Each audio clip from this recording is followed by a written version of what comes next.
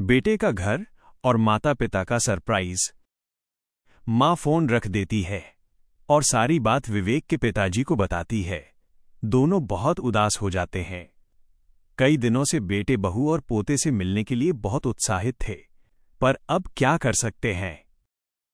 Mrs Sharma, अरे हां, सुनिए, हम बच्चों को सरप्राइज तो दे ही सकते हैं। शर्मा जी, कैसा सरप्राइज? मिसेस शर्मा, क्यों ना हम जन्मदिन का केक साथ लेकर चलें? हमें अपने पास आया हुआ देखकर कितने खुश होंगे ना। शर्मा जी, हाँ, तुम ठीक कह रही हो।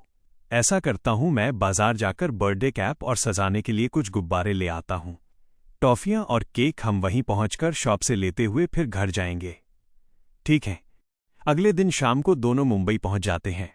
रेलवे स्टेशन से निकलकर वो एक ऑटो में बैठकर पहले मार्केट में पहुंचते हैं। वहां से गोलू की पसंद का चॉकलेट केक खरीदते हैं और फिर बेटे के घर के लिए रवाना हो जाते हैं।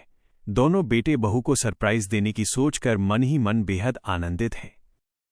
कुछ देर बाद ऑटो एक बहुत बड़े घर के आगे आकर रुकता है। पूरा घर रोशनी में जगमग हो रहा था।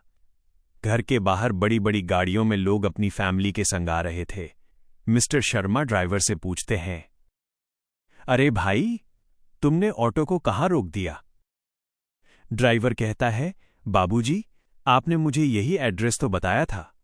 मिस्टर शर्मा ऑटो से बाहर निकलकर आते हैं। वे घर के बाहर लगी हुई नेम प्लेट देखते हैं। विवेक ने अपनी वाइफ के नाम पर घर का नाम रखा था, अभिलाषा विला। उसके नीचे छोटे अक्षरों में बेटे और बहू का नाम लिखा था। मिस्टर और मिसेस शर्मा अपने हाथ में केक के डिब्बे को लिए हुए घर के अंदर जाते हैं। विवेक ने बेटे गोलू के जन्मदिन के साथ साथ नए घर के लिए भी पार्टी रखी थी।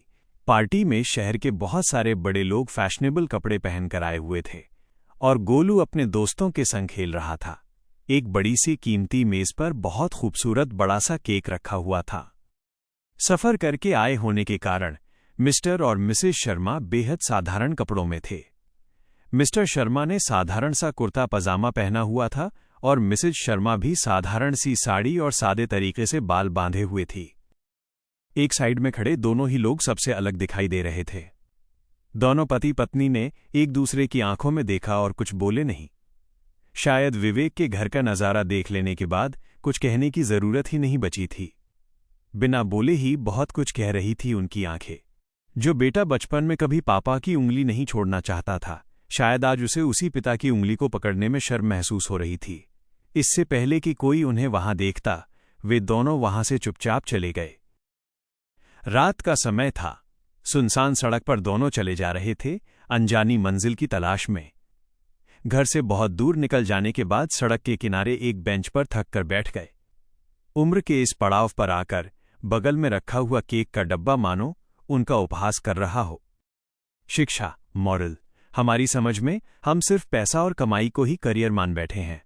यही कारण है कि बच्चे अपना फर्ज भूल जा रहे हैं। माँ बाप ने अपना कर्तव्य रूपी कर्म बखूबी निभाया, तो आखिर क्यों बच्चे अपने माँ पापा से इस तरह का व्यवहार करते हैं? ऐसा समय तो उनके साथ भी आएगा जब उनके बच्चे ऐसा व्यवहार करेंगे, तब उनका क्या होगा? वर्तमान का ये कटु सत्य है। जिस तरह माँ बाप ने अपने बच्चों को पाल पोस कर बड़ा किया और तकलीफों से बचाया, उसी तरह अब बच्चों का कर्तव्य है कि वो माता पिता के ऋण को चुकाएं।